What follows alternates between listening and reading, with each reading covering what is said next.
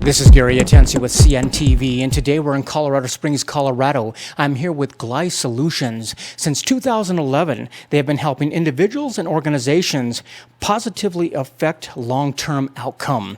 I'm here with Dr. Tonya Henderson. Thanks so much, Tonya. I mean, really, you're the doctor of management, a principal consultant here in the firm. Share with me a little bit. Let's go back before 2011. Obviously, a great place to learn about human organization is that in the military. Share with me how it is you got involved in this type of industry. It's been an interesting journey. I graduated from Annapolis in 1990 and spent 12 years as a naval officer, so I learned a lot about people and organizations there.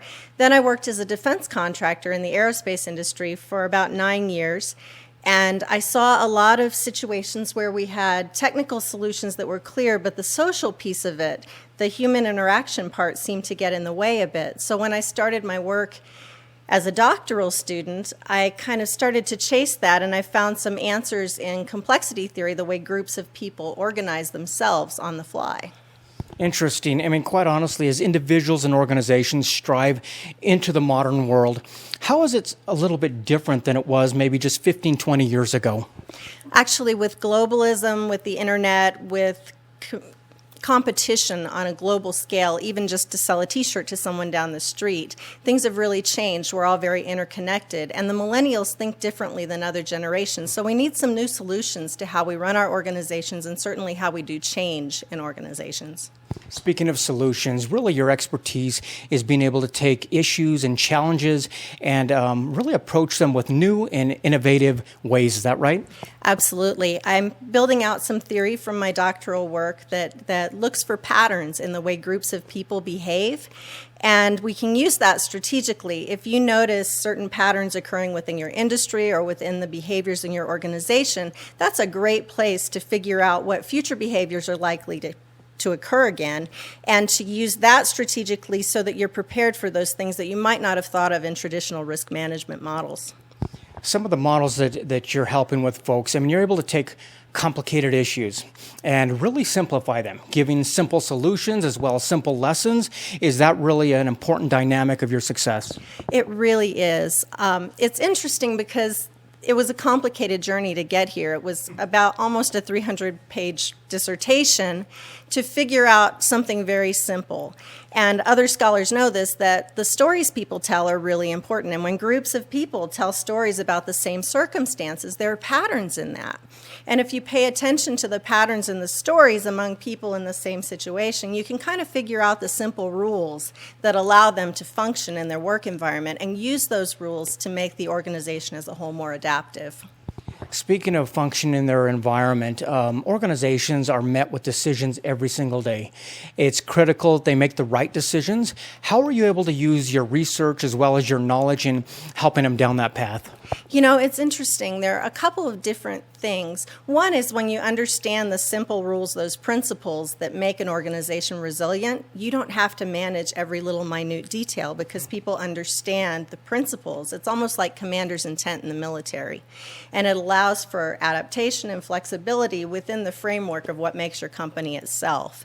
The other way is when we do like strategic planning facilitations and things like that, to always keep in mind the technical side and the social side and work with the patterns that emerge in that interaction on the fly. Are you able to take really blended, you're really able to blend traditional tools of yesterday along with the new experiences you have as well as the research that you're able to perform, is that right? Absolutely, that's what makes it fun. I was really blessed to be part of a great doctoral program that trained me as a management consultant in multiple different methodologies that have been tried and true and tested over the years that are part of the organization development staples. And then on top of that, I was able to come up with some ideas of my own with the help of my dissertation chair, David Bogie. Speaking of ideas on your own, one of the innovative things that really caught my eye was management on the mat. Share with me what that is and what that entails. It's funny, I started my yoga practice a little more seriously along the way, I guess about 6 years ago. And I kept hearing the exact same things in the teachings on my yoga mat that I was hearing in my readings on complexity theory and organization development. Same lessons, different language. So I was able to give a talk on that in Amsterdam this past summer, which was really fun, and I'm experimenting with some workshops. In fact, there will be one in February at the Center for Powerful Living here in Colorado Springs, where we take some ideas about how to do better with the patterns in your organization, and we teach those through a very gentle yoga practice, so we engage all of your senses in the learning, and it makes the ideas stick better. That's kind of new for us in the Western side of the world. I mean, we're talking about organizational development kind of meets Eastern philosophy, and is that kind of an exciting thing? That is. It's very exciting for me. It's kind of my own brand. It's my niche. One of the things that I would think would be challenging, yet at the same time exciting, is being able to take all these adaptations, these approaches that you have, and really customize them for each one of the individual needs of the companies that you come across.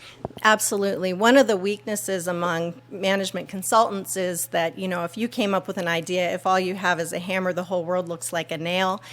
So I try not to be like that. If what you need is a plain vanilla tool out of the old school, that's what I'll give you. But I'm certainly able to adapt on the fly to more complex situations.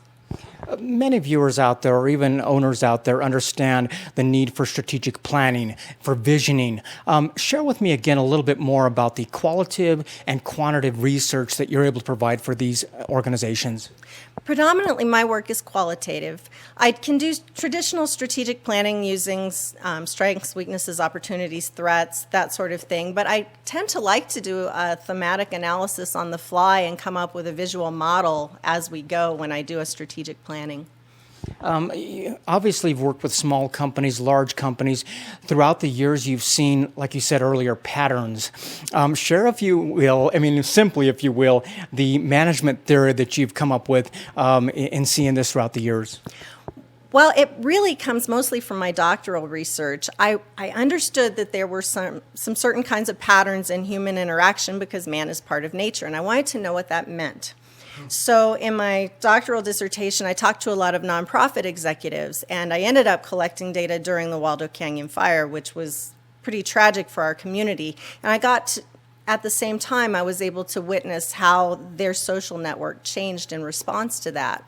And that was where I figured out, with some help, that you could come up with those simple rules. That's what the patterns mean. They point to the underlying principles that are guiding people's decisions. And that is fractal management theory, is that correct? Yes, absolutely. And so that, along with yourself and others that you've been able to work with, you've been able to come up with some great solutions. Are you able to really see some of these patterns and almost predetermine where people are going before they even get there?